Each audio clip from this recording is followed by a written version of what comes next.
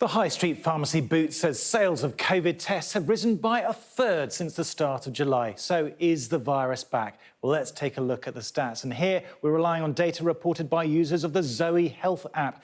Just under 790,000 people in the UK are estimated to have had COVID symptoms as of the 29th of July. Rates are currently highest in the southwest of England, with an estimate of between 931 and just over 1,600 daily new cases per million people, with Wales not far behind.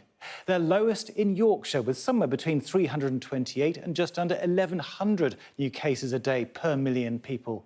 These are huge ranges, so there is uncertainty of the actual number.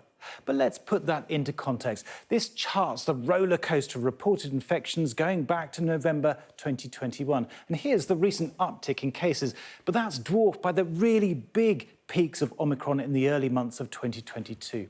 The recent rise in cases is mirrored by a 46% increase in patients testing positive when they're admitted to hospital. So why are COVID rates up now? Well, waning immunity will play a large part. With less virus circulating, it's many months since many people have had an antibody boost from infection. It's even longer since most had a dose of the vaccine. Last autumn, everyone over 50 was urged to have a booster, but uptake was just 40% in people in their early 50s and 52% in those in their late 50s. It's only when you get to the over 75s that uptake climbed above 80%. The over 75s were also eligible for a booster in the spring of this year, with 70% taking up the offer.